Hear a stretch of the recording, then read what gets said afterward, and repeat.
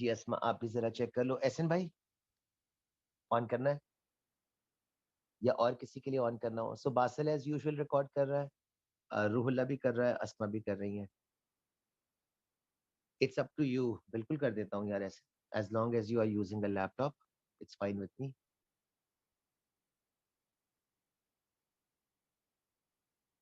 ठीक है guys, alright. सो यार, प्रीवियस वाली क्लास में हम लोगों ने करंट इलेक्ट्रिसिटी को इस पॉइंट तक डिस्कस किया था। मैं जरा वर्किंग आपको शो कर दूं। यार ये वाला काम हम लोगों ने करंट इलेक्ट्रिसिटी में कर लिया था। अ, हमने ओमिक कंडक्टर्स और नॉन ओमिक कंडक्टर्स के ग्राफ्स बना दिए थे। हमने रेजिस्टेंस को डिफाइन कर दिया था as ratio of B upon I. हमने फिलामेंट लैम्प के लिए, डायोड के लिए और थर्मिस्टर्स के लिए डिस्कशन करी थी।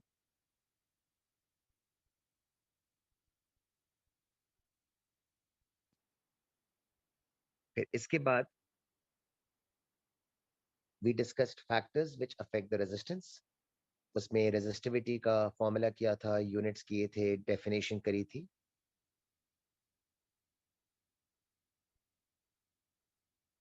फिर फर्दर हमने कंडक्टिविटी को as the inverse of resistivity define किया था। इसका भी फॉर्मूला कर लिया था और इसके भी यूनिट्स कर लिए थे। और कैलकुलेशंस वाले पॉइंट पे जाकर यहाँ हमने स्टॉप किया था। ठीक है, तब इसी पॉइंट से आगे कंटिन्यू करना है। तो आज की भी पूरी क्लास में हमने थ्योरी ही करनी है। तो जहाँ स्टॉप किया था ना, एग्जैक्टली इसी पॉइंट से अब आगे थ्योरी कंटिन्यू कर रहा हूँ। सो नेक्स्ट वाले पेज पे शिफ्ट कर रहा हूँ। यार जो थ्योरी का पोर्शन अब आगे डिस्कस करना है ना, जी अस्मा, थोड़ी देर के बाद मैं बीच में किसी एक पॉइंट पे रुकूंगा ना, तो उस वक्त आप नमाज के लिए बेटा चले जाइए। अब जो अगली वाली चीज डिस्कस करनी है, that is how do we define current. So तुम लोगों ने ओ लेवल्स के अंदर किया हुआ था कि we used to define current as rate of flow of charge. और आप लोगों ने फॉर्मूला भी किया हुआ था। So current was charge upon time, और for that matter Q is equal to IT। अब यार इस फॉर्मूले के अंदर आप ओ लेवल्स में एक चीज नहीं पढ़ते थे, तो अब वो चीज बतानी जरूरी है। पहले तो मैं यूनिट्स बता दूं।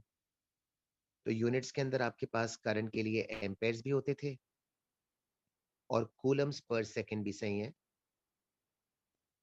बट वन एक्स्ट्रा इंफॉर्मेशन जो ओ लेवल्स में नहीं पढ़ते थे ना, वो ये जो मैं लिख रहा हूँ। This formula can only be used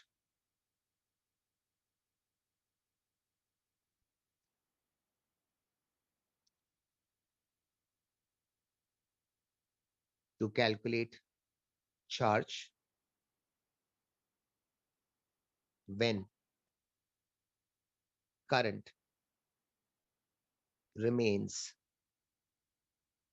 constant। ठीक है, तो ओ लेवल्स वाला फॉर्मूला Q is equal to IT is only applicable so long as the current stays constant। तो अगर करंट कांस्टेंट नहीं होना, तो फिर आपका फॉर्मूला चेंज हो जाएगा। क्या बन जाएगा वो देख लें। If current is not constant,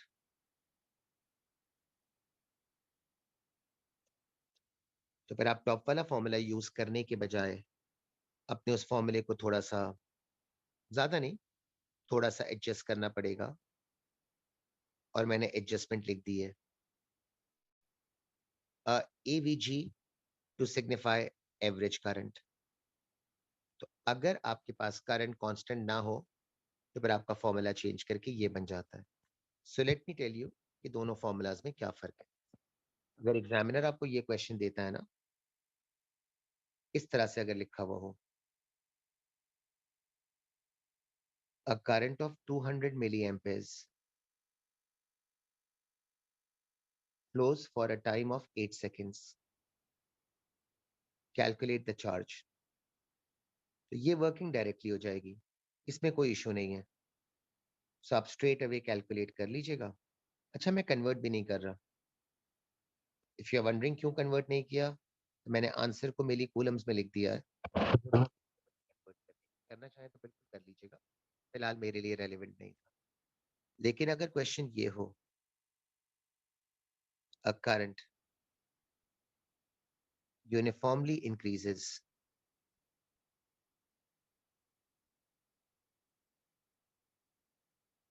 from 200 milliamperes to 1000 milliamperes in 12 seconds, इस तरह का कुछ क्वेश्चन हो, कैलकुलेट द चार्ज, अब टॉप वाला फॉर्मूला एप्लीकेबल नहीं होगा। अब आपको ये एवरेज करंट वाला रिजल्ट यूज करना पड़ेगा। रिजल्ट आपका इस तरह से आ जाएगा। तो ये छोटी छोटी चीजें ओ लेवल से आपकी अब चेंज हो जाएंगी।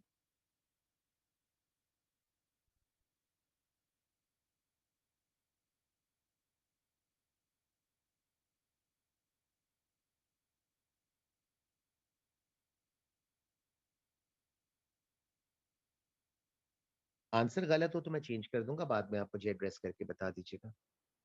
ओके, तो ये आपके पास करंट का एक रिजल्ट आ गया। अभी करंट का दूसरा फॉर्मूला भी डिस्कस करना है। अब करंट के साथ अगली चीज, फिलहाल वोल्टेज डिफाइन कर रहा हूं, अभी ईएमएफ डिफाइन नहीं कर रहा, वो हम आगे चल के करेंगे। So voltage is defined as amount of work done in moving a unit charge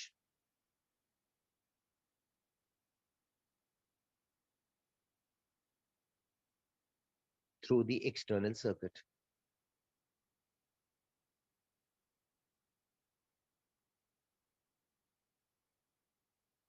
So based on this definition, voltage becomes work done upon charge, or for that matter, W is equal to QV. And as far as units are concerned, so voltage के लिए आप volts भी लिख सकते हो, otherwise work done upon charge है ना, so joules per coulomb भी लिख सकते हो। Next is electrical power. तुम लोगों को ओ लेवल से याद होगा, पावर के तीन फॉर्मूलाज किए थे, तीनों चाहिए होंगे। P is equal to IV, फिर सेकंड वाला था P is equal to I square R, third वाला था P is equal to V square upon R। इसमें से जो मिडिल वाला फॉर्मूला है ना, ये ज्यादातर यूज किया जाता है टू कैलकुलेट पावर लॉस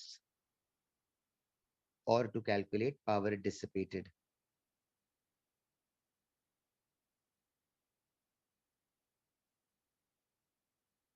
और जो फर्स्ट वाला फॉर्मूला है, ये वहां यूज किया जाता है जहां क्वेश्चन में लिखा हो कैलकुलेट द पावर डेवलप्ड,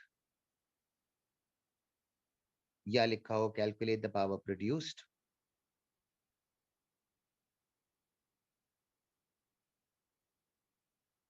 या लिखा हो कैलकुलेट द पावर ट्रांसफॉर्म्ड,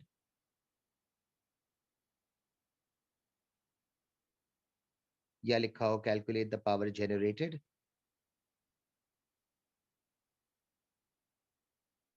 ठीक है, तो दोनों पहला और दूसरा फॉर्मूला ज्यादा यूज में आता है, थर्ड वाले की इतनी रेलेवेंस नहीं है, इतना ज्यादा इस्तेमाल में नहीं आता।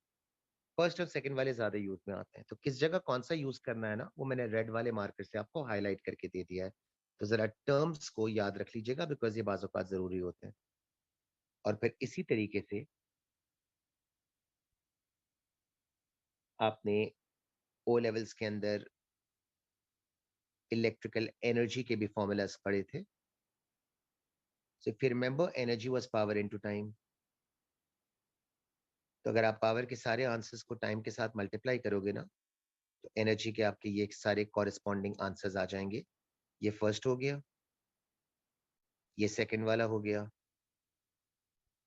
और ये थर्ड वाला हो गया। अच्छा, इसके साथ भी ये रेड वाली वर्डिंग्स मैं नहीं लिख रहा दोबारा से, बट ये आप याद रख लीजिएगा कि ये यूज होगा for energy loss, otherwise use होगा फॉर एनर्जी डिसिपेटेड। जो मैंने ऊपर कॉपी किया है ना, वही चीज नीचे वापस आ जाएगी, और ये वाला energy produced, developed, transformed, generated. All right. Sir यार, इन फॉर्मूलाज के बाद जो आगे की थ्योरी हमने आज वाली क्लास में डिस्कस करनी है, that theory comes under the heading of concept of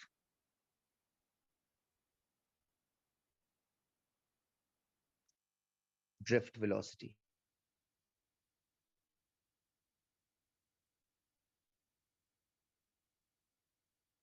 तो यार, इसकी कुछ वर्डिंग्स मैंने एक नेक्स्ट वाली स्लाइड पे लिखी हुई है। तो पहले मैं वो वर्डिंग्स आपको नेक्स्ट वाली स्लाइड से रीड करके सुना दूं, और फिर इसके कॉन्सेप्ट की जो वर्किंग करनी है वो फिर मैं इस वाले पेज पे कर लूंगा। सो पहले let me just shift on to a new page जहाँ पर मैंने स्टेटमेंट्स लिखे हुए हैं, वो पहले रीड कर लेते हैं, और फिर कैलकुलेशंस के लिए I will come back to this slide.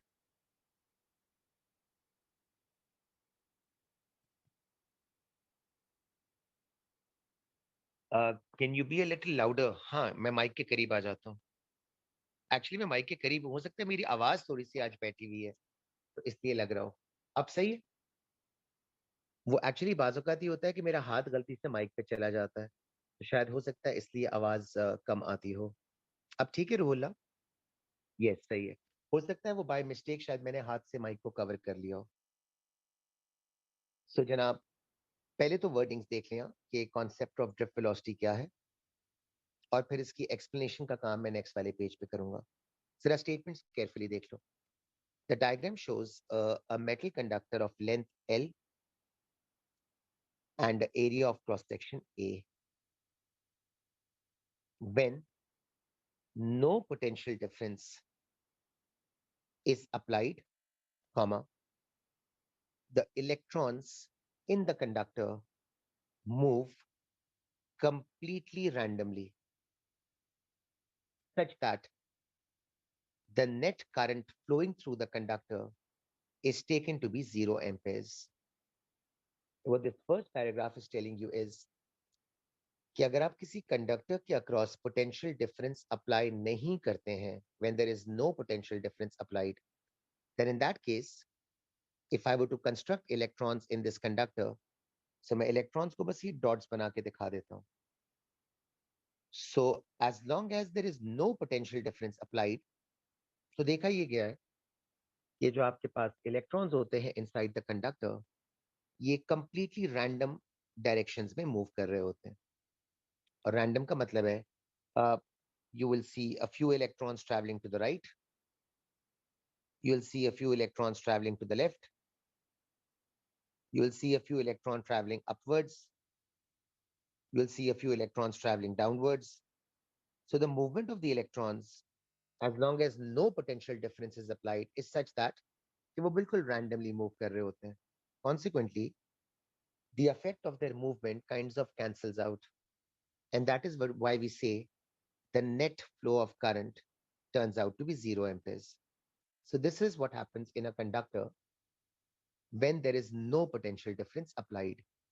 ठीक है, तो इलेक्ट्रॉन्स मूव तो करते हैं, बट सारे इलेक्ट्रॉन्स कंप्लीटली रैंडम फैशन में मूव कर रहे होते हैं.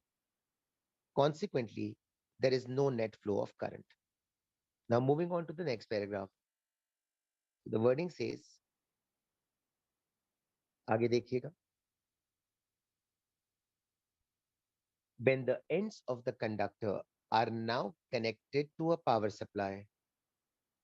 तो जब आप बैटरी के साथ कंडक्टर को कनेक्ट करोगे, comma, the battery creates an electric field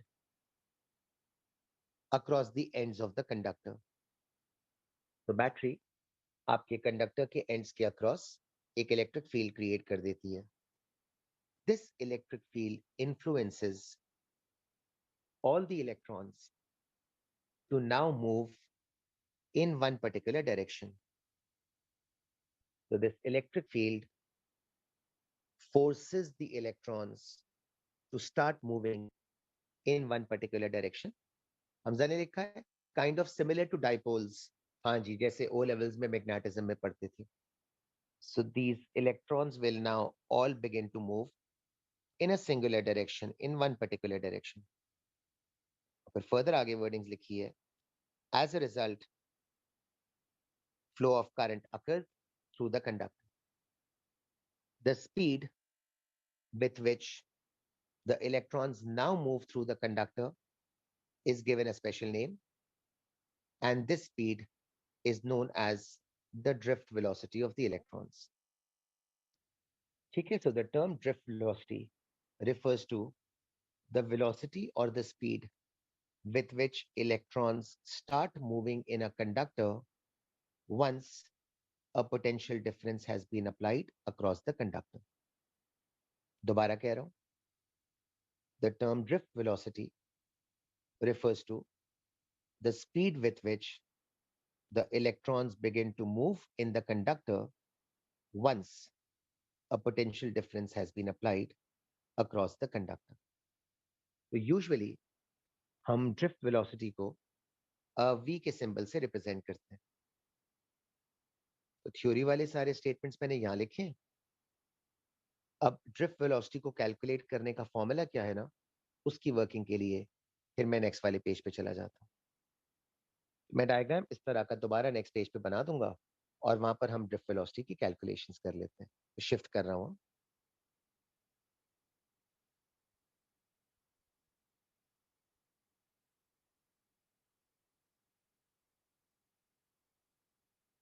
सो अगर मैं वही वाला डायग्राम उसी तरीके से यहाँ पे कंस्ट्रक्ट करूँ ना, so this was your conductor.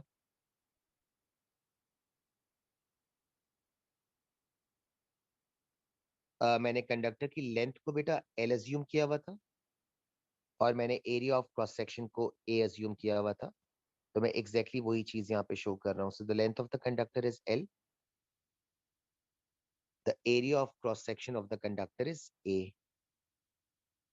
Let's also assume कि इस कंडक्टर के अंदर बस मैं एक इलेक्ट्रॉन बना के दिखा रहा हूँ, काफी है. मैं इलेक्ट्रॉन के चार्ज को ई से रिप्रेजेंट कर रहा हूँ and the drift velocity of the electron को मैं वी से रिप्रेजेंट कर रहा हूँ. तो मैं ये सारे के सारे सिंबल्स आपको पहले आइडेंटिफाई करके दे दूं. अच्छा, ड्रिफ्ट वेलोसिटी के फॉर्मूले की derivation is a part of the syllabus और काफी दफा पूछते हैं. सो इसके 3 स्टेप्स की डेरिवेशन है, तो वो मैं भी साथ साथ कराता जाऊंगा, फिर आप उसको लर्न कर लीजिएगा. तो पहले जरा सिंबल्स देख लें. सो मैंने लेंथ को रिप्रेजेंट किया हुआ है एल से. मैं 5 चीजें यहाँ लिख रहा हूँ. मैं एरिया को रिप्रेजेंट किया हुआ है ए से. मैंने इलेक्ट्रॉन के चार्ज को रिप्रेजेंट किया हुआ है ई से.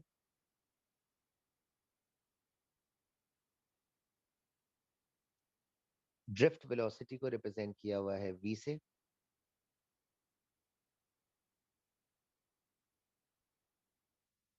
और एक इंफॉर्मेशन और लिख रहा हूं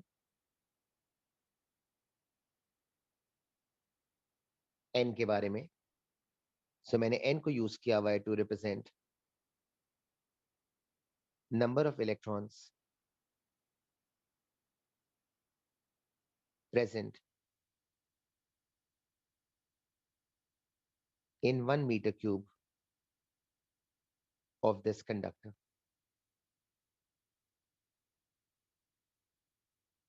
You can even say n represents number of electrons per unit volume.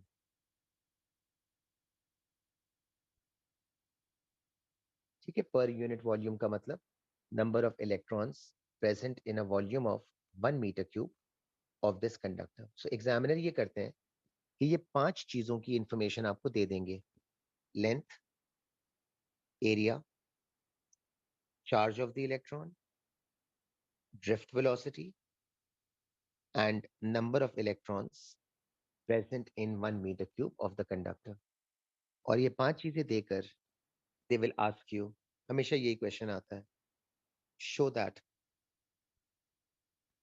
the current I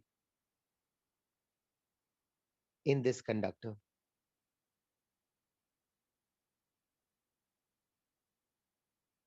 can be given by the equation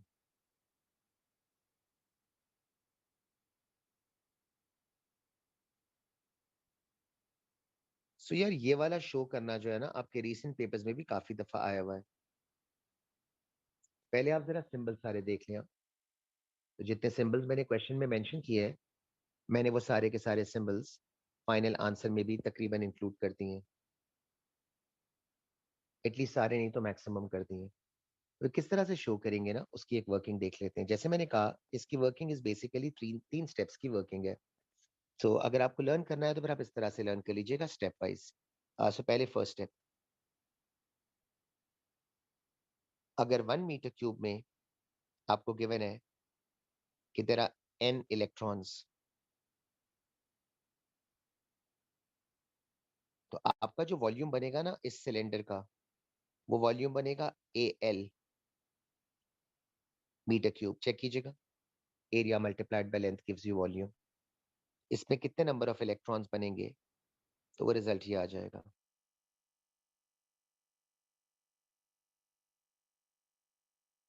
तो पहले स्टेप में मैंने total number of electrons find out कर लिए। मैं इसको हाईलाइट कर देता हूँ येलो कलर से। तो फर्स्ट स्टेप के अंदर I have calculated the total number of electrons present in the given volume. अच्छा, अब स्टेप नंबर 2।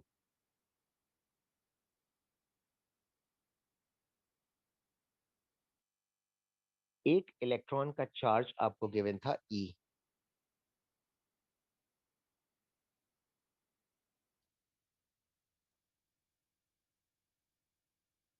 ठीक है, आपको साइड पे नजर आ रहा होगा लिखा हुआ है, मैं टिक लगा रहा हूँ। एक इलेक्ट्रॉन का चार्ज आपको गिवन था E। तो अगर आपके पास इतने इलेक्ट्रॉन्स हैं, अगेन टिक लगा रहा हूँ, अगर आपके पास इतने इलेक्ट्रॉन्स हैं तो ये इतने इलेक्ट्रॉन्स कितना चार्ज क्रिएट करेंगे, तो यहाँ से आपको टोटल चार्ज की वैल्यू मिल जाएगी। ये आपका सेकेंड स्टेप हो गया।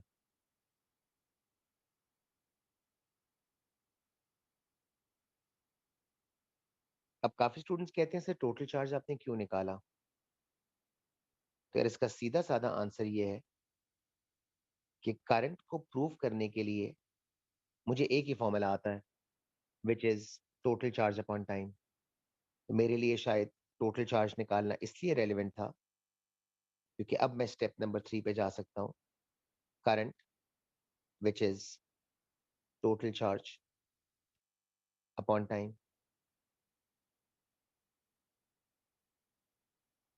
अगर मैं थोड़ा सा इसको जूम आउट करूँ ना,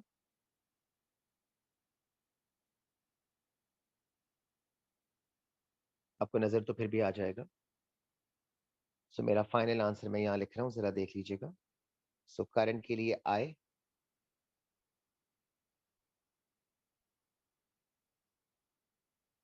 टोटल चार्ज के लिए मैंने ऊपर वाला आंसर कॉपी कर लिया अगर आप ओके हैं तो, और टाइम के लिए अगर आप इजाजत दें तो डिस्टेंस अपॉन स्पीड लिख सकता हूँ। तो डायग्राम पर से चेक कीजिएगा, डिस्टेंस L है, स्पीड V है। तो जरा चेक कीजिएगा, मैं डिफरेंट कलर से शेडिंग कर रहा हूँ ताकि आप हाईलाइट करके देख सको। टोटल चार्ज ये मैंने ऊपर से कॉपी किया है, ये मेरा रिजल्ट आ गया। और टाइम को मैंने डिस्टेंस अपॉन स्पीड करके लिखा है। डिस्टेंस को और स्पीड को वो भी मैंने टॉप से कॉपी किया है। सो वो आपको आंसर में नजर आ जाएगा। आप अगर सिंप्लीफाई करेंगे तो blue goes with blue, purple goes with purple. So अगर आप सिंप्लीफाई करेंगे ना अपने फाइनल आंसर को तो आपके पास ये रिजल्ट आ जाएगा। सिंप्लीफाई आप करके देख लीजिए प्लीज, कैंसिल वैंसिल मैं नहीं कर रहा। फाइनल रिजल्ट आपका इस फंक्शन के साथ मैच हो जाएगा।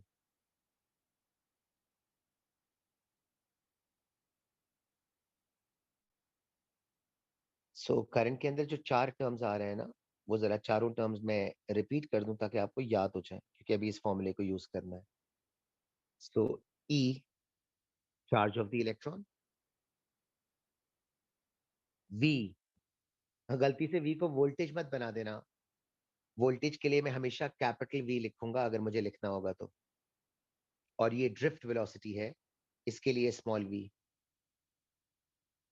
ठीक है, सो वी आपका ड्रिफ्ट वेलोसिटी, ई आपका इलेक्ट्रॉन का चार्ज, ए आपका मटेरियल का cross sectional area, and N was number of electrons present in 1 metre cube of a conductor. अच्छा, इन सारे फैक्टर्स में से आई एम श्योर आप अप्रिशिएट करेंगे, एन वो वाहिद क्वांटिटी है जो मटेरियल के नेचर पे डिपेंड करेगी। तो मटेरियल टू मटेरियल एन की वैल्यू चेंज करेगी, है ना, because if material is a good conductor, example being copper, then you'd expect the value of n to be very high because n represents number of electrons. So n की value will be high for a material which is a good conductor. But if you come across another material which is a poor conductor, तो उसमें n की value लो हो जाएगी। मेरा ख्याल है मैं कॉपर ना ही लिखूं और जनरल टर्म्स में लिखूं तो ज्यादा बेहतर है। For a good conductor, so n की value largely depends on the type of material. So for a good conductor, you would expect the value of n to be high. For a poor conductor, the value of n will be relatively low. ठीक है, तो n वो वाहिद factor है इस equation में जो material to material very करेगा, depending on how good of a conductor the material is, the value can be either high और लो। ठीक है, नाउ इस फॉर्मूले को अप्लाई कैसे करना है? फिर इस फॉर्मूले को अप्लाई करने के लिए मेरा ख्याल है मैं इसी पेज पे आगे कंटिन्यू करता हूँ और मुझे 5 एग्जाम्पल्स कराने हैं। पहले तो एक नजर इस फॉर्मूले को देख लें ताकि मुझे बार बार इस पेज पे ना जाना पड़े। तो एक नजर तसल्ली से इस फॉर्मूले को देख लें जिसको मैंने सर्कल किया हुआ है। ठीक है, अच्छे तरीके से खुशी के साथ देख लें ताकि मुझे फ्लिप अराउंड ना करना पड़े और तसल्ली हो जाए ना देखने की। तो फिर अब मैं एग्जाम्पल्स कराना शुरू करूँ, जरा देख लीजिएगा क्या क्या एग्जाम्पल्स करना है। यार अगर आपको क्वेश्चन के अंदर कोई इस तरह का सिनेरियो मिले,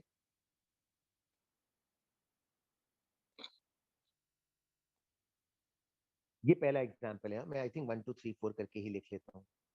तो अगर सपोज करें कि आपको डायग्राम को इस तरह का गिवन हो कि there is a material whose diameter from one side is given as d,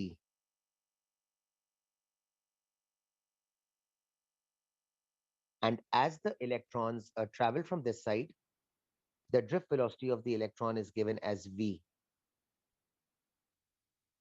तो जब मटेरियल के एक एंड से इलेक्ट्रॉन्स एंटर करेंगे, मैं मटेरियल पूरा बना दूं,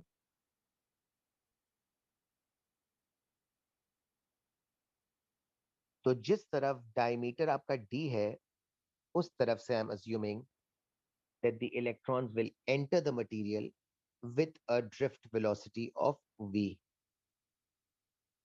अच्छा, ये मटेरियल दूसरी साइड पे जाता जाता थोड़ा सा थिक हो गया है, such that the diameter has actually been doubled.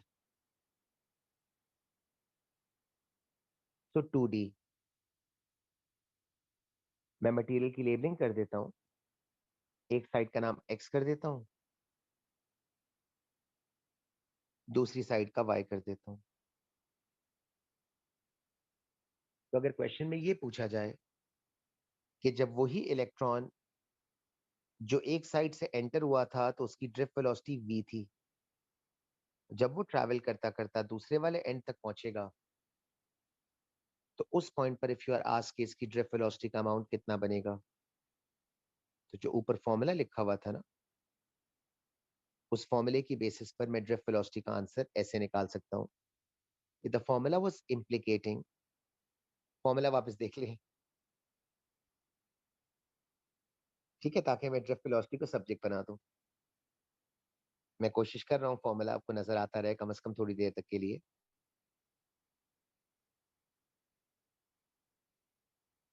बस आई थिंक काफी देख लिया। तो जो फॉर्मूला आपके पास इस वक्त मैंने लिखा हुआ है, ये फॉर्मूला मेरा ख्याल है आपको क्लियरली इस बात की इंडिकेशन दे रहा होगा कि ड्रिफ्ट वेलोसिटी आपके एरिया के साथ इनवर्स रिलेशनशिप फॉलो कर रही है। और अगर आप मानते हैं कि ड्रिफ्ट वेलोसिटी की रिलेशनशिप एरिया के साथ इनवर्स है, तो डेफिनेटली इसका मतलब ये बनेगा कि जब डायमीटर आपका डबल हुआ है, तो कैन यू रियलाइज आपका एरिया 4 गुना बढ़ जाना चाहिए, 4 टाइम्स हो जाना चाहिए, क्वाड्रपल हो जाना चाहिए। तो doubling of the diameter causes the area to increase by a factor of 4 times. पहले तो इतनी बात से अग्री कर लें। डायमीटर का डबल होना एरिया की वैल्यू को 4 टाइम्स बढ़ा देगा। और बेटा अगर आपका एरिया इंक्रीज करेगा by a factor of 4 times, तो इसका मतलब है कि आपकी वेलोसिटी का फंक्शन 4 टाइम्स डिक्रीज होना चाहिए। तो अगर आप ओके हैं मेरे एरोस के साथ, तो इसका मतलब है ड्रिफ्ट वेलोसिटी की वैल्यू यहाँ तक आते आते 4 टाइम्स कम हो जाएगी। डेसिमल्स में लिखना हो तो इस तरह से लिख दीजिएगा।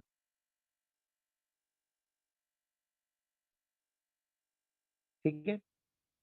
तो एरिया का 4 टाइम्स बढ़ जाना आपकी ड्रिफ्ट वेलोसिटी को 4 टाइम्स रिड्यूस कर देगा। अच्छा, इसमें काफी स्टूडेंट्स ये कहते हैं कि सर आपने सिर्फ ड्रिफ्ट वेलोसिटी और एरिया की रिलेशनशिप को देखा,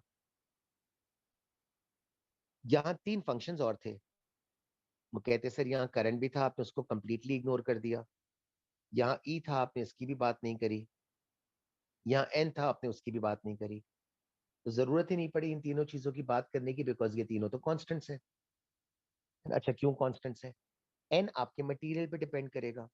तो जब तक मैं ना कहूं डिफरेंट मटेरियल, तब तक आप एन को कांस्टेंट अज्यूम करेंगे। ई तो चार्ज ऑफ द इलेक्ट्रॉन है, ये तो वैसे ही कांस्टेंट होता है। और आई आपका करंट है। तो गौर से डायग्राम देखिएगा। The diagram appears to be a series circuit. तो सारे सीरीज सर्किट के अंदर the value of current always remains the same, है ना। सो एक ही लाइन में बना हुआ है पूरा डायग्राम, तो इसलिए मैं इसको कह रहा हूँ appears to be similar to a series circuit, which is why जिन फैक्टर्स को मैंने येलो हाइलाइटर से मार्क किया ना, फैक्टर्स मेरे लिए रेलेवेंट नहीं थे। तो सारे के सारे फैक्टर्स कांस्टेंट थे। हेंस मैंने उन सारे के सारे फैक्टर्स को कंप्लीटली इग्नोर कर दिया और ड्रिफ्ट वेलोसिटी को एरिया के साथ रिलेट करके डायरेक्ट अपने रिजल्ट पे अराइव कर दिया। अब अगर ये पूछा जाए ना कि यार इनवर्स प्रोपोर्शनैलिटी की वजह से आप इसका ग्राफ बनाएं, किस चीज का ग्राफ बनाएं? अगर वो वर्टिकल एक्सिस पर आपको ड्रिफ्ट वेलोसिटी लिख कर दे दें,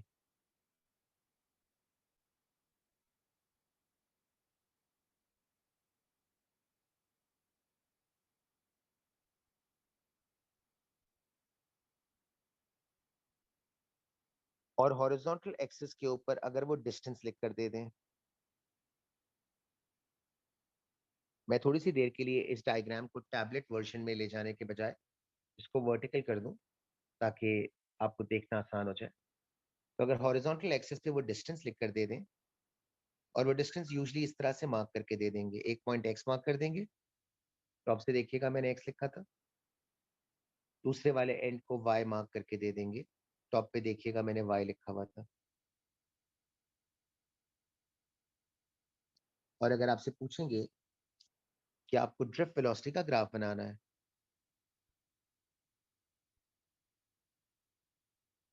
मैं कुछ मार्किंग्स कर रहा हूँ, आप जरा पहले खुशी से देख लें।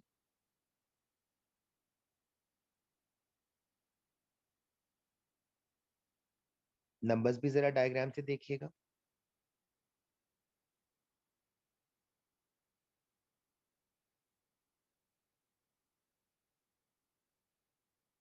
और जो पॉइंट में मार्क करता हूँ, अगर आपको अच्छा लगे तो देख लें। एक स्टार्टिंग पॉइंट मार्क कर दिया, अगर आप ओके हैं तो। एक एंडिंग पॉइंट मार्क कर दिया, अगर आप ओके हैं तो नंबर्स के साथ अगर आप खुश हैं, तब मैं ग्राफ बना दूं। आधे लोग कहते हैं सिर्फ स्ट्रेट लाइन बनाएं, आधे लोग कहते हैं सिर्फ कर्व बनाएं। तो आप सजेस्ट करेंगे कि यार स्ट्रेट लाइन या कर्व, और क्यों?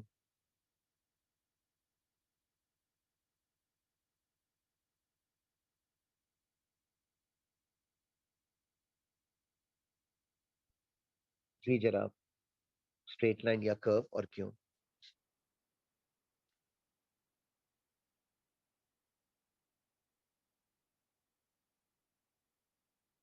ओके, मेरा ख्याल है हानिया ने सही लिखा है। I was expecting a more obvious answer.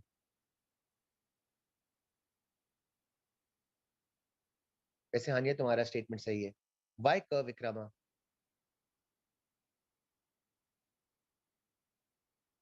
Inverse is always a curve. जी बिल्कुल सही है भाई, ओ लेवल से पढ़ा हुआ है। Direct proportionality is a straight line, inverse proportionality is always a curve.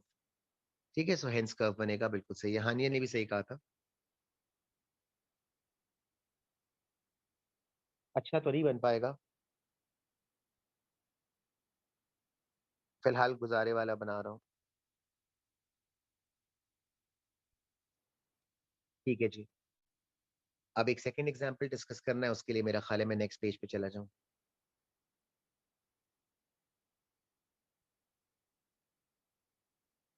तब यही ड्रिफ्ट वेलोसिटी का formula, and I am presuming कि अब आपको याद हो ही चुका होगा। इसको जरा डिफरेंट सिनेरियोज में अप्लाई करना है। मुझे 1 मिनट दीजिएगा, मैं इस पेज को रिफ्रेश कर दूं, फिर स्टार्ट करता हूँ।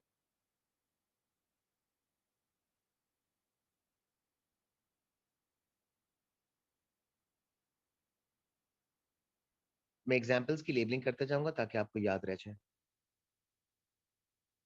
उमैर 2 मिनट रुक जा, एक एग्जाम्पल और करा दूं, फिर नमाज ब्रेक के लिए रुक जाता हूँ। वो असमा ने भी मुझे कहा था। ठीक है, अब जरा ये देखते हैं how to calculate, how to compare लिख लेता हूँ, drift velocity in a series circuit.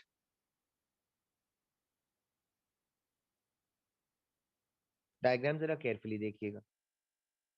Suppose करें कि अगर आपके पास सीरीज सर्किट इस तरह का बना हुआ है कि there is a power supply given to you,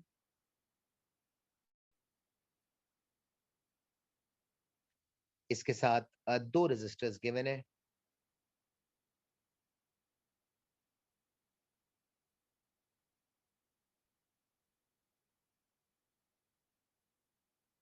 they are labelled as P and Q.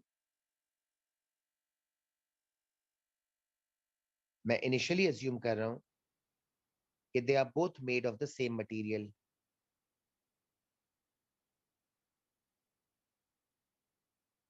ठीक है, सेम मटेरियल का मतलब है रो की वैल्यू भी दोनों के लिए सेम होगी और एन की वैल्यू भी दोनों के लिए सेम होगी। अब मैं दोनों मटेरियल्स की आपको कुछ इंफॉर्मेशन दे रहा हूं। तो पहले वाले की लेंथ गिवन है एल, सेकेंड वाले की लेंथ गिवन है 2L। पहले वाले का डायमीटर गिवन है D, दूसरे वाले का डायमीटर गिवन है 2D। And the question is asking you calculate ratio of drift velocity of P upon drift velocity of Q। तो अब ड्रिफ्ट वेलोसिटी का रेशियो दोनों के लिए कैसे निकाला जाए, उससे पहले अंडरस्टैंड कीजिएगा कि ड्रिफ्ट वेलोसिटी के फॉर्मूले में एरिया आता है।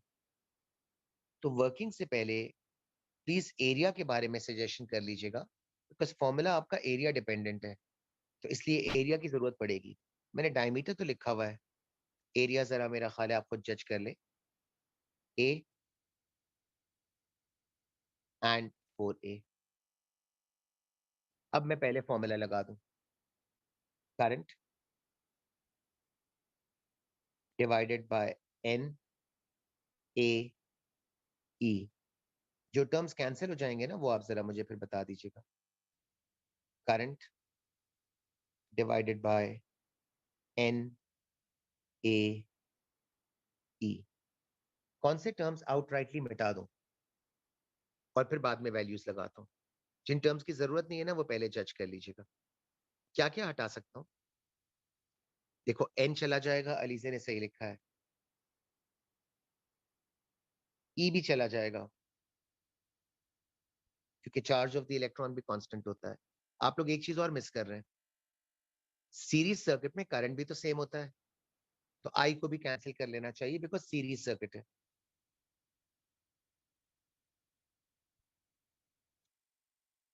इसका मतलब है area is the only governing factor. तो अगर आप अलाउ करें तो एरिया जरा देखें, डायग्राम पे मैं सर्कल कर रहा हूँ, और वही एरिया की वैल्यूज को नीचे लगा देता हूँ अगर आप अलाउ करें तो। बाकी सारे टर्म्स तो कैंसिल हो गए ना। और अगर आप एरिया को देखें तो मैंने लगा दिया है। सिंप्लीफाई करेंगे तो आपकी ड्रिफ्ट वेलोसिटी का आंसर वर्कआउट करके आ जाएगा। ये आंसर आपको क्या बता रहा है कि पी वाले मटेरियल से जब इलेक्ट्रॉन्स गुजरेंगे तो उनकी स्पीड 4 टाइम्स ज्यादा होगी as compare to when they will travel through the other material labeled as Q. ठीक है, Vp upon Vq is equal to 4:1 का मतलब है P के through the speed of the electrons or the drift velocity of the electrons will be 4 times faster. एरज ने पूछा है D is the diameter। जी बिल्कुल, D is the diameter, L is the length। ठीक है, so the ratio is coming out to be 4:1, implying that the drift velocity as electrons travel through P will be 4 times greater as compared to when they travel through Q. अब note कीजिएगा, series circuit ने हमारा काम बहुत आसान बना दिया। आसान इसलिए बिकॉज सब कुछ ही कैंसिल हो गया। तो सीरीज के मुकाबले में एक एग्जांपल और बता के रखता हूँ, ब्रेक ले देता हूँ नमाज के लिए, ये एक लिख लो। सीरीज के मुकाबले में I am sure you would agree कि अगर आपको कंपेयर करना हो drift velocity in a parallel combination, ये थोड़ा सा जरा ज्यादा टाइम कंज्यूमिंग है ना, comparing drift velocity in a parallel combination.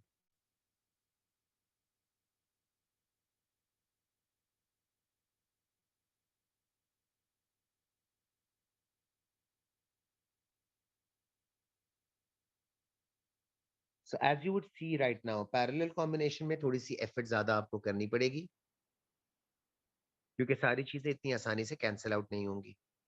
पहले डायग्राम देख लें। अगेन बैटरी गिवन है। This time I am constructing a parallel circuit.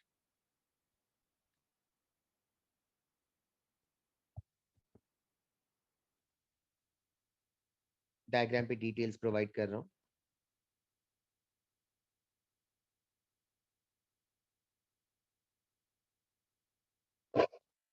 Resistors are again labeled as P and Q. This time they are made out of different materials. ठीक है, ताकि थोड़ी सी situation मजीद complicated हो जाए। तब डिफरेंट मटेरियल्स की वजह से देखें मैं डिटेलिंग क्या लिख रहा हूँ। पहले रेजिस्टिविटी लिखी है,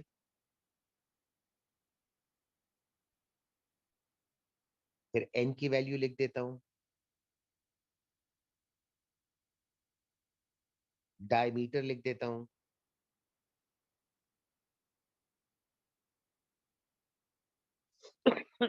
लेंथ भी लिख देता हूँ।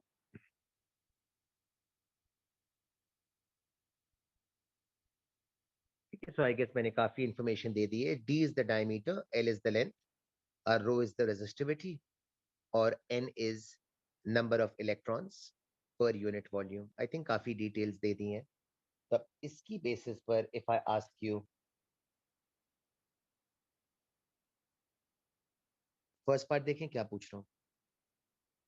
कैलकुलेट द रेशियो ऑफ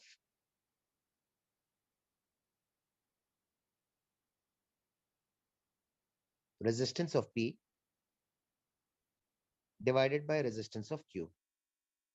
पहले रेजिस्टेंस का रेशियो, फिर सेकंड पार्ट के अंदर current in P divided by current in Q, और फिर थर्ड वाला पार्ट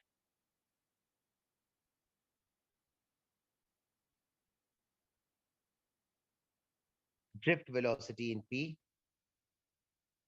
ड्रिफ्ट वेलोसिटी इन क्यू। ठीक है, एक्चुअली तो मुझे लास्ट पार्ट में इंटरेस्ट है, बट यू विल सी ये सारे ड्रामे मुझे क्यों करने पड़े। तो रेजिस्टेंस की वर्किंग मैं कर रहा हूँ, आप जरा देखते जाएं। जो नंबर आपको अच्छा ना लगे तो आप मुझे बता दीजिएगा, मैं उसको रिपीट कर दूंगा। ठीक लगे तो well and good. Rho multiplied by length, area की फिक्र पहले होनी चाहिए, तो डायमीटर से पहले एरिया निकाल लो भाई। एरिया को रेड से लिख रहा हूँ, ए एंड 9A। कोई नंबर बुरा लगे तो प्लीज बताते जाइएगा। ठीक है, सो अब रेजिस्टिव अब वापस से जरा देख लें। पी के नंबर्स मैंने लगा दिए, चेक कर लीजिएगा। अब क्यू के लिए रिप्लेस कर रहा हूँ। कोई अगर सिंप्लीफिकेशन में तेज हो तो जरा प्लीज इसका पूरा आंसर फिगर आउट करके देख लीजिएगा। ये तो आपका पहला आंसर आ जाएगा।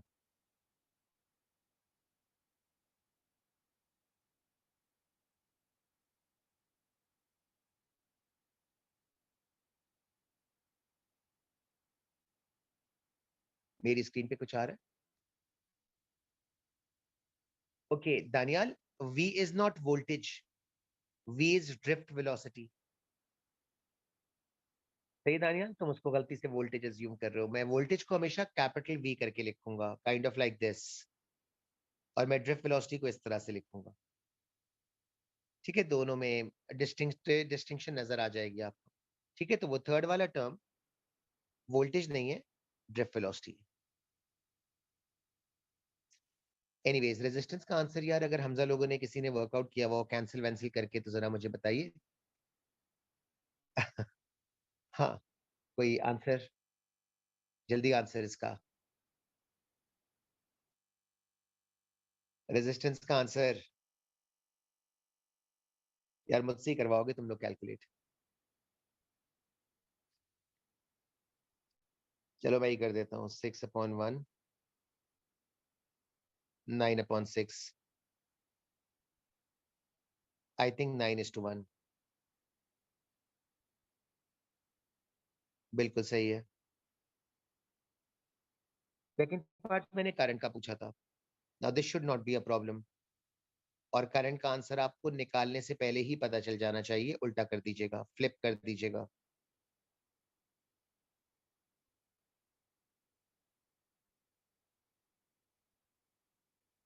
ठीक है, because current and resistance R inverse. अच्छा, बहुत सारे स्टूडेंट्स कहते हैं सर हमने तो ड्रिफ्ट वेलोसिटी निकालनी थी, आपने ये सारे ड्रामे करना क्यों शुरू कर दिए? तो यार ये मेरी मजबूरी थी, बिकॉज जब तक मैं ये ए और बी नहीं करता ना तब तक मैं ड्रिफ्ट वेलोसिटी निकाल नहीं सकूंगा, क्योंकि ड्रिफ्ट वेलोसिटी में सबसे पहला टर्म करंट आता है, और पैरेलल में वी कांट से कि करंट कैंसिल हो जाएगा। है ना? तो जरा प्लीज एक नजर फॉर्मूले को देखें और जस्टिफाई करें फॉर्मूले को कि ये मेरी मजबूरी थी कि मुझे ये कैलकुलेशंस करनी ही करनी पड़ी, क्योंकि करंट पैरेलल में कैंसिल आउट नहीं हो सकता, मुझे करंट चाहिए था। अब I am in a position कि मैं इन टर्म्स को अपनी ड्रिफ्ट वेलोसिटी की कैलकुलेशन के लिए यूज कर रहा हूँ। जरा देखते जाएगा, मैं मिटाता जाऊंगा, तो केयरफुली देख लें। पहले करंट मिटा रहा हूँ, प्लीज देखते जाएं।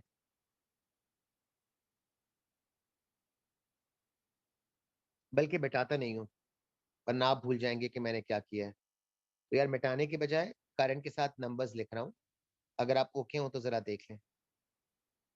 ठीक है, करंट के नंबर्स आ गए। अच्छा, अब एन की वैल्यू जरा डायग्राम से देखिएगा।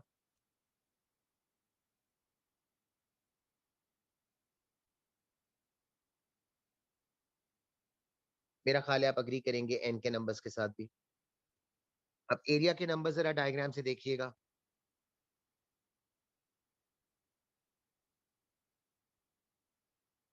कोई नंबर रिपीट करना हो तो प्लीज बताते जाइएगा। एरिया चेक कर ले, करंट चेक कर ले, एन की वैल्यू भी चेक कर ले। And if you guys are okay with me till this point,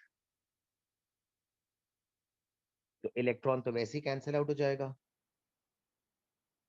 तो सीरीज के मुकाबले में आई थिंक आप अप्रिशिएट करेंगे कि पैरेलल के अंदर आपको वर्किंग थोड़ी ज्यादा करनी पड़ती है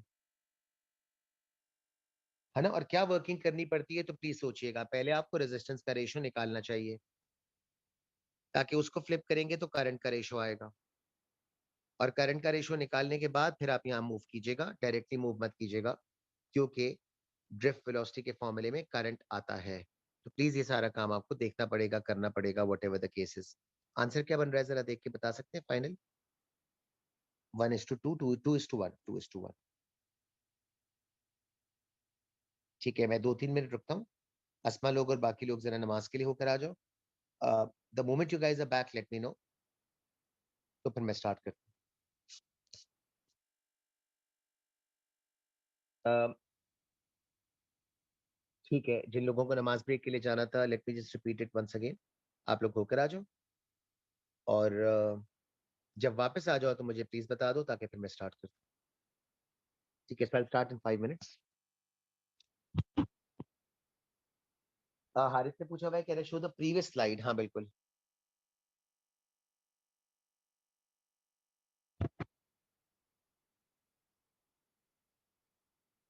हारिस बिल्कुल जूम आउट कर दूं?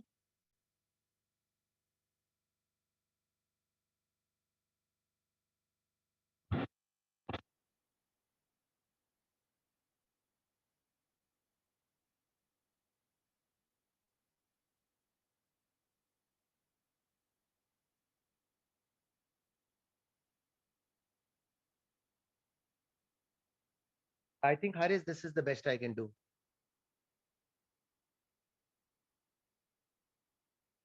Haven't really decided Alizeh.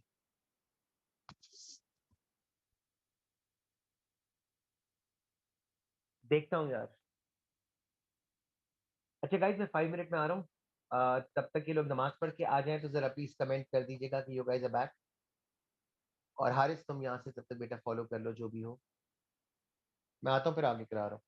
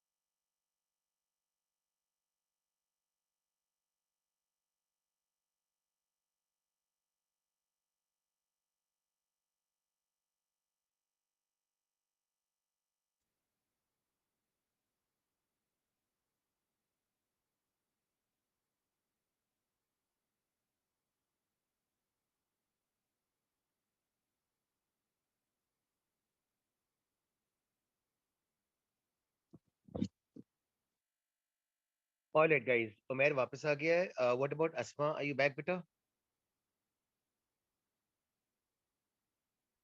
ठीक है, तो मैं स्टार्ट कर दूं।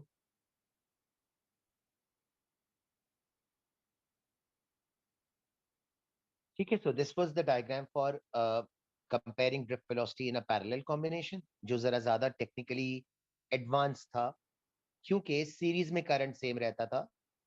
We were able to eliminate quite a few factors. Parallel के अंदर आपको काफी सारी चीजों को अंडर कंसिडरेशन लेना पड़ा था. नेक्स्ट एग्जांपल,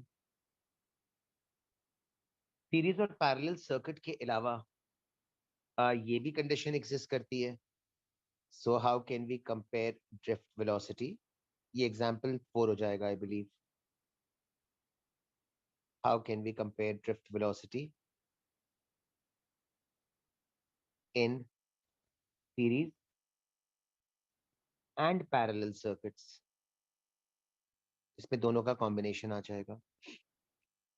तो पहले ड्रॉ करता हूँ, वो देख ले. एक्सक्यूज मी यार. सो again a power supply.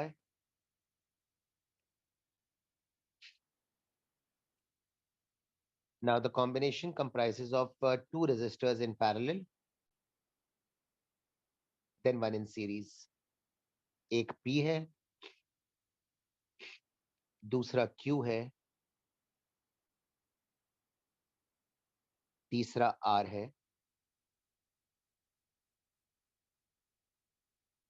Details provide कर रहा हूं डायग्राम पे.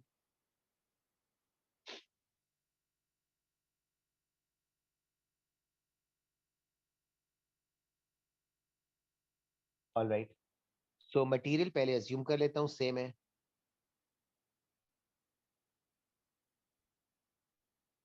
और डिटेल्स ये गिवन है. P के लिए लेंथ इज L, Q के लिए लेंथ इज 2L, R के लिए लेंथ इज L. डायमीटर्स दे दूं. P के लिए डायमीटर इज D, Q के लिए 2D, R के लिए 3D. And I guess that's about it. और कुछ देने की जरूरत नहीं है. So again in the first part you are asked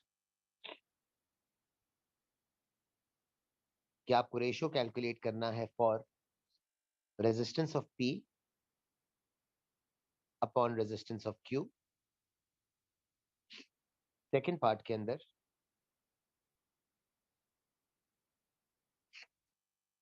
current in P upon current in Q. और फिर फाइनली थर्ड पार्ट के अंदर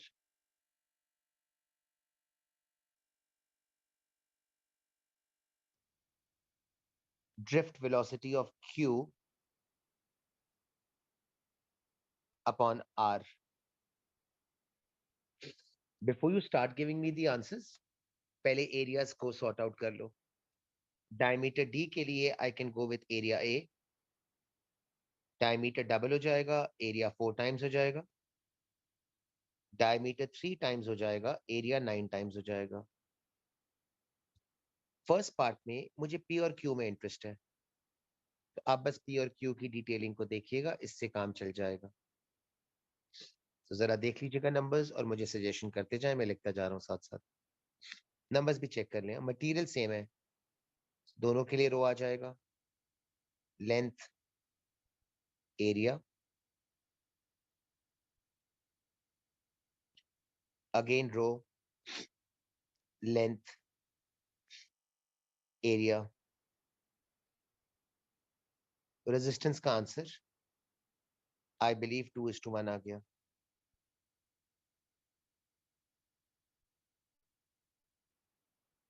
करंट का आंसर फ्लिप हो जाएगा.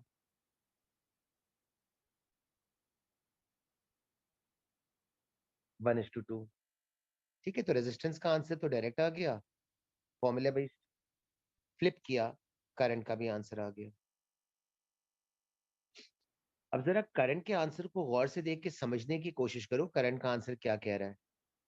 1:2 जिसको मैं सर्कल कर रहा हूं, इसका मतलब ये है कि अगर मैं अज्यूम करता हूं कि P से जो करंट जाता है, लेट्स सपोज कि वो X है,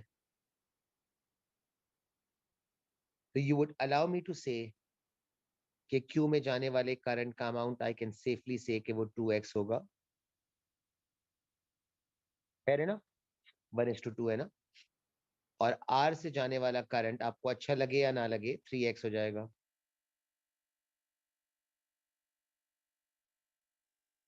बिकॉज आगे जाके वो करंट एडअप हो जाएगा। मैंने आगे वाले करंट की क्यों फिक्र करी है, तो जरा देखिएगा मुझे क्या फाइंड करना है। Q वर्सेस R का मतलब है मुझे R और Q चाहिए होंगे, तो मुझे करंट चाहिए थे, हाँ, इसीलिए मैंने करंट निकाले, शौक नहीं था। सही है, सो करंट चाहिए होंगे Q और R के लिए, इसीलिए मैंने उनको कैलकुलेट किया है। अब फॉर्मूला लगाते हैं, चेक करते हैं। नंबर्स बाद में लगाऊंगा, पहले आप फॉर्मूला एक नजर देख लें, जो कैंसिल होता है कम से कम वो कैंसिल करवा दें, फिर बात की फिक्र करेंगे।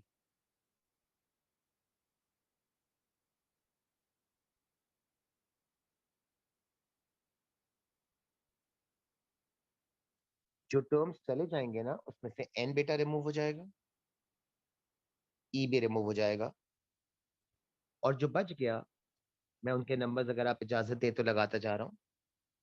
करंट 2x मैंने अज्यूम किया था,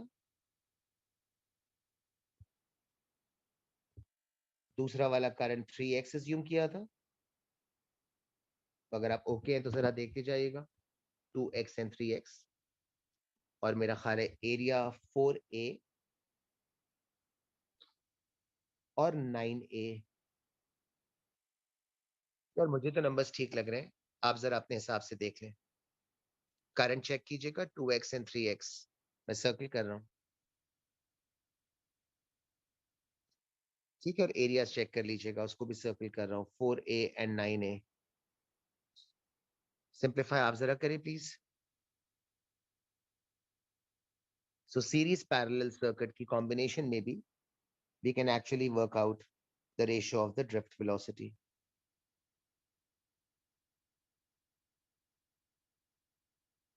3:2, fair enough. अब इसमें एक केस और बच गया है, ये एग्जाम्पल 4 था ना, एग्जाम्पल 5 कराऊं फिर नेक्स्ट पेज पे जाता हूँ। ये 5 वाला एग्जाम्पल इंपॉर्टेंट है, बिकॉज ये रिसेंट पेपर से 2 दफा आ गया है, और इनको रियलाइज हो गया है कि आप लोग इसमें गड़बड़ करते हैं। तो इसके अंदर how to compare drift velocity,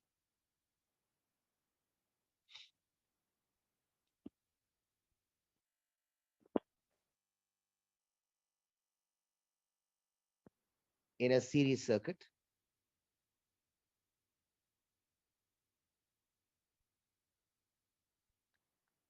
whose resistance is changed.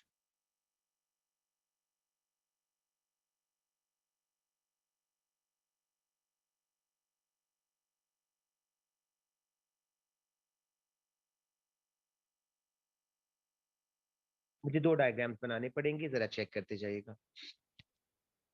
First diagram के अंदर आपके पास बैटरी गिवन है, आपको 3 रेजिस्टर्स सीरीज कॉम्बिनेशन में गिवन है,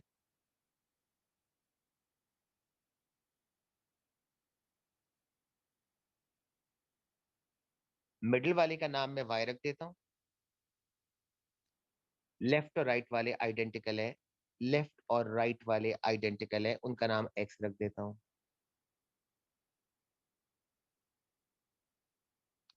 बैटरी आपके पास गिवन है 12 वोल्ट्स की, और रेजिस्टेंस की वैल्यूज गिवन है। ये आपका ओरिजिनल सर्किट है, जरा तसल्ली से देख लीजिएगा, इसमें सिर्फ ये पूछा हुआ है calculate the current in the circuit. मेरी वर्किंग से पहले ही आपका आंसर आ जाएगा। Straight away V is equal to I R apply करें। अभी ड्रिफ्ट वेलोसिटी के बारे में कुछ नहीं पूछा, voltage is 12, resistance will also be 12, the value of current turns out to be 1 amperes. I'll need this answer, तो मैं इसको highlight कर रहा हूँ। Now let's see how the question brings about a change in the resistance. इसको please carefully सुनिएगा. So the question now says both resistors X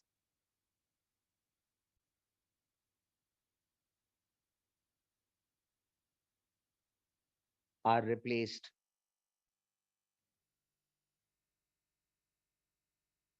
with two identical resistors Z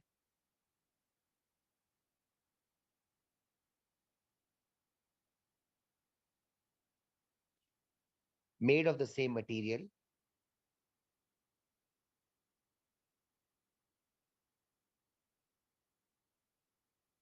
as X, but having half the diameter.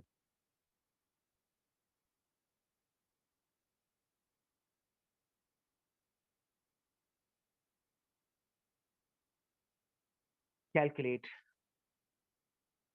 the new value of current.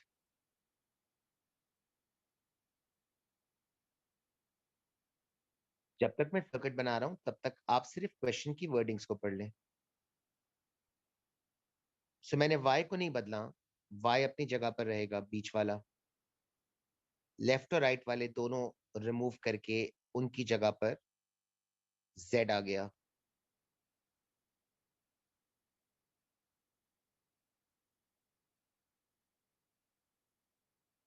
अब अगर आप allow करें तो मेरा ख्याल है आप इस बात से अग्री करेंगे ना कि मैं ये कह सकता हूं कि डायमीटर अगर हाफ हुआ है तो एरिया 1/4 हो जाएगा. डायमीटर अगर हाफ हुआ है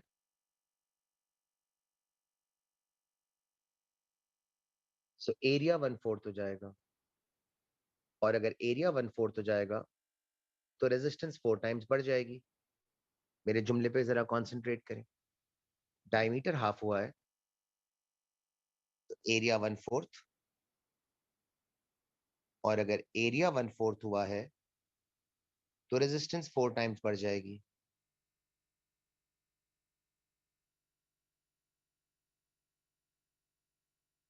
इतनी बात सही लग रही है ना? डायमीटर हाफ तो एरिया 1/4, और अगर एरिया 1/4 होगा तो रेजिस्टेंस 4 टाइम्स बढ़ जाएगी, रेजिस्टेंस क्वाड्रपल हो जाएगी. तो पुराने वाले की रेजिस्टेंस 2 थी, नए वाले की रेजिस्टेंस 8 हो जाएगी.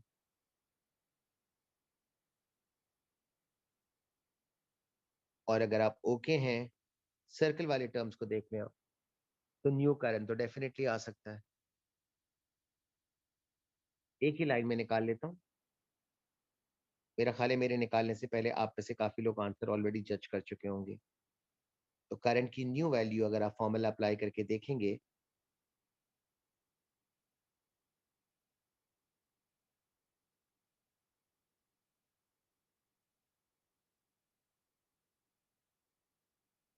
तो करंट आधा हो गया है. ठीक है. अब क्वेश्चन में क्या पूछा है, तो ये क्वेश्चन पिछले 2 सालों में इन्होंने पूछा हुआ है. So now the question says compare drift velocity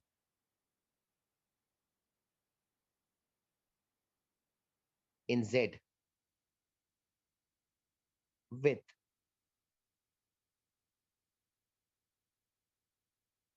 drift velocity in x. Okay, the question is saying z की drift velocity को x के साथ कंपेयर करना है ना. अब मेरा ख्याल है आप एक बात तो खुद मान रहे हैं. पहले मैं हानिया को आंसर दे दूं. हानिया ने लिखा है when materials are the same which values remain the same.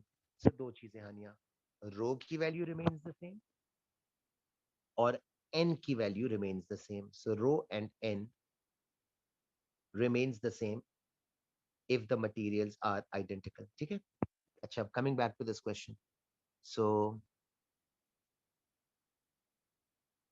किस किस चीज में फर्क पड़ा है ना वो आप जरा देखिएगा. करंट आपका आधा हो गया है, जरा प्लीज केयरफुली देखें. करंट आपका आधा हो गया है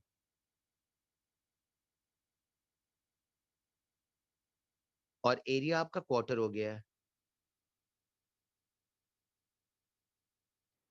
मैं चेक करना है कि करंट के आधा होने से और एरिया के क्वार्टर होने से ड्रिफ्ट वेलोसिटी पे क्या फर्क पड़ेगा। ठीक है, करंट आपका आधा हो गया, एरिया आपका क्वार्टर हो गया। तो करंट का आधा और एरिया का क्वार्टर होना हमारी ड्रिफ्ट वेलोसिटी को किस तरीके से इन्फ्लुएंस करेगा। So drift velocity in z compared with drift velocity in x। पहले इत्मीनान से सारे टर्म्स मुझे लिखने दें। जो कैंसिल वैंसिल होता है उसको कैंसिल कर देते हैं, जो बच जाता है उसकी फिक्र करते हैं।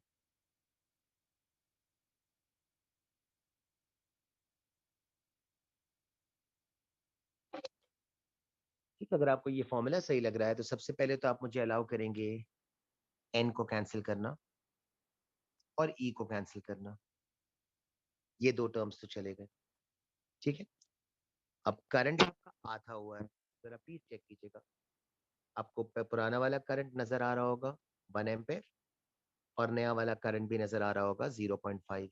मैं करंट की वैल्यूज लगाता हूँ अगर आप इजाजत देते तो। पुराना वाला करंट 1 जो x के केस में था और नया वाला करंट 0.5। तो करंट का इम्पैक्ट तो मैंने डायग्राम पे शो कर दिया है। एरिया भी आपके पास चेंज हुआ है और एरिया आपके पास क्वार्टर हो गया है। ठीक है, बिकॉज डायमीटर हाफ हुआ था ना, तो एरिया क्वार्टर हो गया है।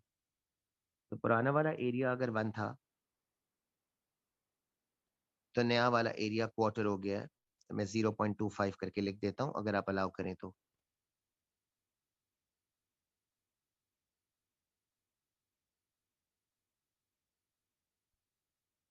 पहले जरा इत्मीनान से सारे नंबर्स देख लें।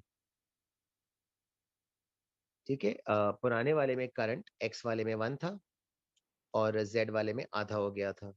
मैंने करंट को अकाउंट फॉर कर लिया है और डायमीटर हाफ होने की वजह से एरिया आपका 1/4 हो गया था, तो मैंने उसको भी अकाउंट पे कर लिया है। आंसर वही आएगा जो हमजा ने लिख कर दिया है।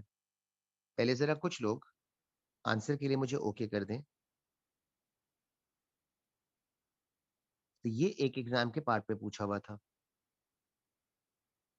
ठीक है, इसका तो आंसर आपने फिगर आउट करके निकाल लिया। G2:1 जो रूहुल्ला वगैरह ने लिखा है, हमजा ने लिखा है, वो सारा सही आंसर है। बाकी लोग भी मेरे साथ ओके हो ना इस आंसर के साथ। फिर अगले साल उन्होंने ये किया था कि कैलकुलेशन के बजाय, और इस पार्ट में स्टूडेंट्स फंसे थे क्योंकि उनको वर्डिंग ही समझ नहीं आ रही थी अंग्रेजी कमजोर होने की वजह से। उन्होंने क्वेश्चन में ये पूछा था कि आपको थ्योरी की टर्म्स में एक्सप्लेन करना है, कैलकुलेट नहीं करना है, एक्सप्लेन करना है। हाउ द एक्सप्लेन, हाँ भाई, अब मुझे वो कैलकुलेशन ऊपर की किसी काम की नहीं है। Explain how the drift velocity in z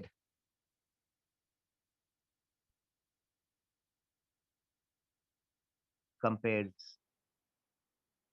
same question है बट अब एक्सप्लेन करने के लिए कहा है with drift velocity of x। ठीक है, एंड द एग्जामिनर रियलाइजेस कि तुम लोग की वर्डिंग्स खराब होती है ना। अब जाहिर है सारे स्टूडेंट्स इस बात को तो अप्रिशिएट भी कर सकते हैं और रिकग्नाइज भी कर सकते हैं कि यहाँ दो चीजों का चेंज आया है।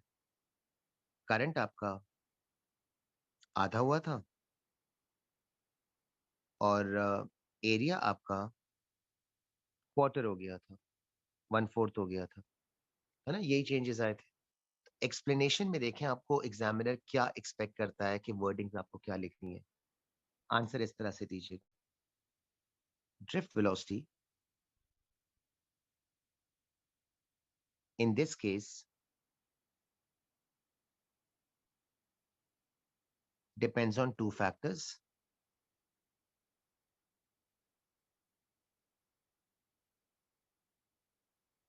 current and area। फिर बताइएगा, करंट आपका हाफ हुआ है, एरिया आपका क्वार्टर हुआ है। Therefore, we can say, ये important statement है, that the change in area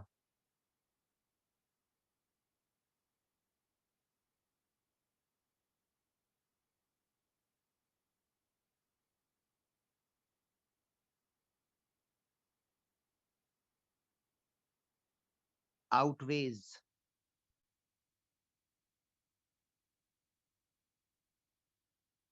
the change in current. पहले यहाँ तक का मतलब समझें. दो फैक्टर्स में चेंज आया था ना. सो मैंने पहले लिखा drift velocity in this case depends on two factors, current and area. फिर मेंशन किया करंट आपका आधा हुआ है, एरिया आपका क्वार्टर हुआ है. Therefore, we can say that the change in area is of more dominance.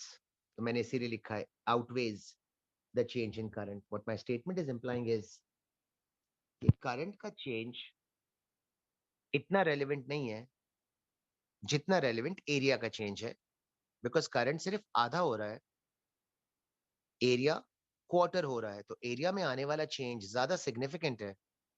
Hence the terminology, the change in area outweighs the change in current. फिर इसके बाद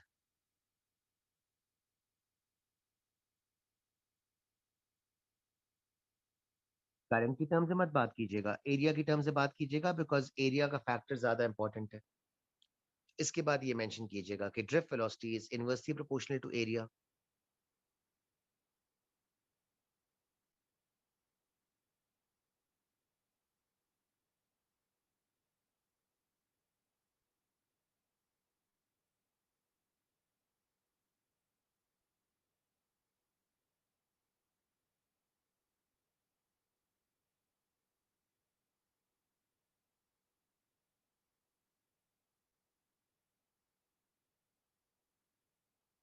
जरा प्लीज देखें थ्योरी में आंसर किस तरह से देना है और कैलकुलेशन में किस तरह से देना था. है ना, कैलकुलेशन में आपने न्यूमेरिकल टर्म्स से पूरा आंसर निकाला, 2:1 आप लोगों ने बताया था, बिल्कुल सही था. ठीक है, 2:1 का मतलब था कि आप कह रहे थे कि z के अंदर ड्रिफ्ट वेलोसिटी ज्यादा होगी, 2:1. बट जब एक्सप्लेन करने के लिए पूछेंगे तो आपको कैलकुलेशन नहीं, वर्डिंग्स की फॉर्म में आंसर देना है. कैसे देंगे जरा प्लीज इत्मीनान से सब पढ़ें. कोई जुमला अगर आपको अच्छा ना लगे तो मुझे बता दें, और अगर सब कुछ अच्छा लगे तो ओके कर दें ताकि मैं आगे प्रोसीड करूं. तो थ्योरी में पूछे तो इस तरह से अपने आंसर को फ्रेज आउट कीजिएगा, इत्मीनान से पढ़ें. कोई स्टेटमेंट अगर आपको तंग करता है तो बता दें, और नहीं तंग कर रहा तो ओके लिख लें, ताकि फिर मैं नेक्स्ट वाले पेज पे जाकर आगे की वर्किंग कराऊं. यार यूजुअली 3 मार्क्स के आसपास, डिपेंडिंग ऑन कि आपको 3 पॉइंट्स लिखने हैं, तो मैंने इसको 3 पॉइंट से ब्रेक डाउन किया हुआ है. ठीक है, तो वर्डिंग को जरा प्रिसाइज रखिएगा, और किस तरह से एक्सपेक्टेड है कि आपको आंसर लिखना है उसकी जरा वर्डिंग्स की फ्रेजिंग को देख लें. ठीक है, आपने करंट के इम्पैक्ट को भी शो किया है, आपने एरिया के इम्पैक्ट को भी हाईलाइट किया है. बट सिंस एरिया के अंदर ज्यादा चेंज आ रहा था, तो आपने मेंशन किया है कि the change in area outweighs the change in current.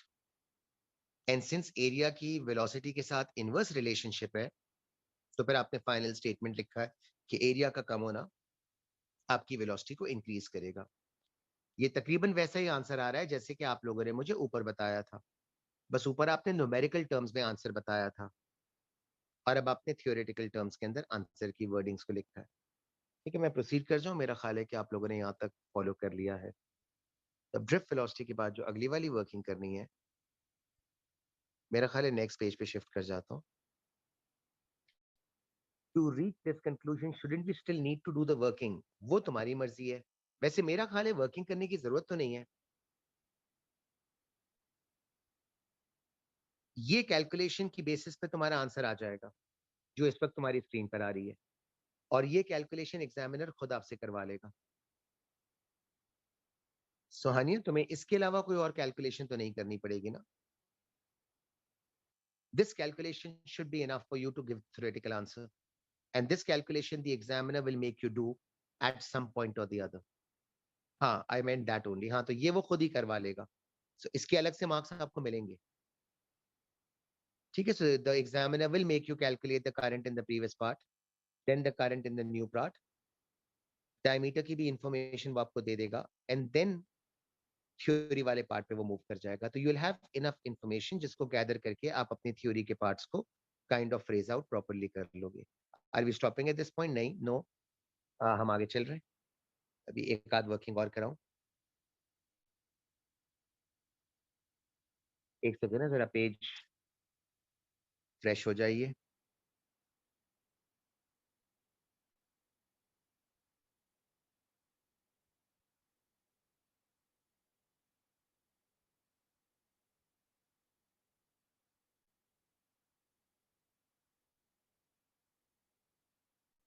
जनाब, सो आगे की एक वर्किंग और करानी है। सो दिस इज थ्योरी है आगे की। तो ड्रिफ्ट वेलोसिटी के बाद आगे की working, how to calculate efficiency in electrical circuits.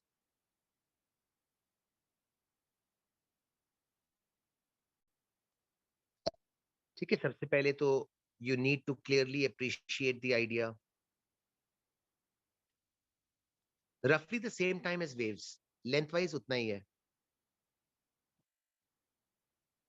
So how to calculate efficiency in electrical circuits? So the first thing to recognize, no electrical circuit can be 100% efficient. Let's see why not. So imagine if there is a battery given to you. मैंने बस battery के plus minus terminals mark कर दिए हैं, काफी है। This battery is connected to a heater by means of two connecting wires. The connecting wires are the ones shown with the black marker,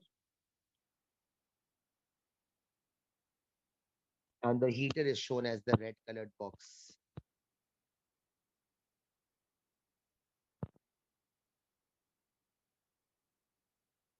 okay, मैंने दोबारा स्टेटमेंट रिपीट करूं। मैंने कहा no electrical circuit can be classified as 100% efficient, we'll see why. So to understand that, मैंने एक power supply, एक battery को एक हीटर के साथ कनेक्ट किया हुआ है by means of two connecting wires. The heater is the red colored component, the connecting wires are the black colored lines. Not just because of internal resistance rule, और भी factors होते हैं जो हमने अभी डिस्कस करना है।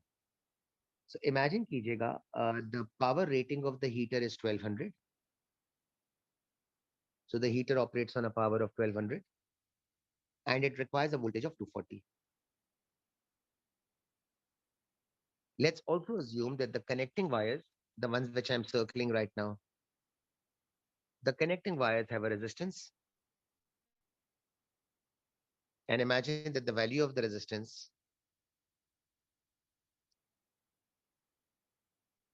यार एक सेकेंड है, ये पेज वो हो गया है, मेरे पेन का कलर चेंज नहीं हो रहा, it is just writing red और मिट नहीं रहा। एक सेकेंड ना,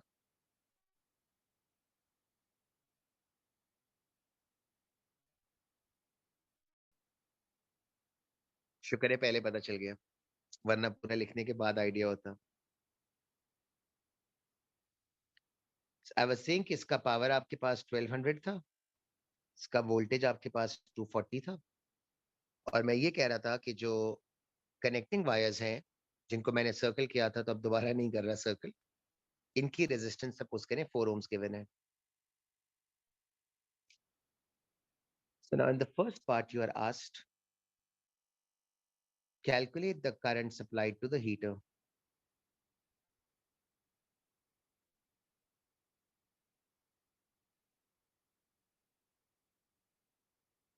आप जरा हीटर की डिटेल्स देखिएगा, आई बिलीव करंट सप्लाइड करने के लिए ये फॉर्मूला बेस्ट रहेगा। करंट का अमाउंट आपके पास वर्कआउट करके आ जाएगा 5 एम्पेयर्स। मैं डायग्राम पे ड्रॉ भी कर देता हूँ।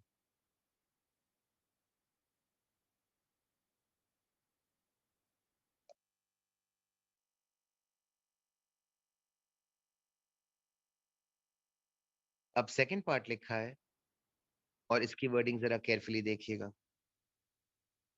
Calculate the voltage across both the connecting wires.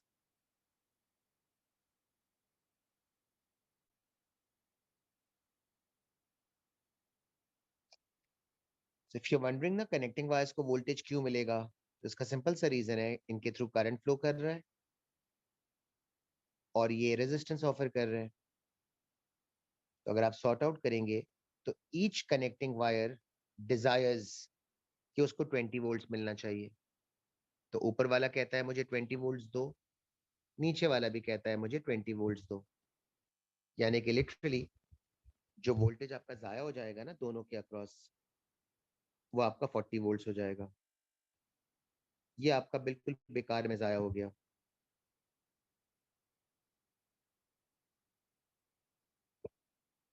तो अब अगर मैं आपसे पूछूं ना मुझे पता था रूल्ला यही कहेगा। हर रूल्ला मैंने एक्चुअली ये फिगर आउट करने की कोशिश करी थी। This is actually a glitch of one note. वो मुझे पहले यही लगा था कि यार वो टैब जो है ना वो बेचारा खराब हो चुका है। तो ये ग्लिच एक्चुअली वन नोट का है, बिकॉज वन नोट पे मैंने बहुत सारे पेजेस को सेव नहीं किया हुआ है। तो एक सर्टेन पॉइंट पर आकर जो है ना, हाँ you are right, I can. लेकिन यार अब ये होगा कि मेरा आधा काम यहाँ पर होगा, आधा काम वहां पर होगा, तो फिर मुझे शिफ्ट करना पड़ेगा बैक एंड फोर्थ। सो इसीलिए मैं गुड नोट्स पे अब शिफ्ट नहीं हो रहा। मैंने सोचा था गुड नोट पे शिफ्ट हो जाऊं, लेकिन अनफॉर्चुनेटली फिर मेरा काम जो है ना वो बिल्कुल डिस्ट्रीब्यूट हुआ हुआ होता। मैंने कहा यार कोई बात नहीं, चला लेते हैं इसको, या पिछले वाले पेजेस को डिलीट कर दूंगा कभी मौका मिलेगा तो यार थर्ड वाला पार्ट, अब जरा प्लीज चेक कीजिएगा। 40 वोल्ट्स तो आपके जाया हो गए। जाया इसलिए हो गए बिकॉज ये कनेक्टिंग वायर्स ने अपने पास रख लिए। The question is asking you, calculate the voltage supplied by the power supply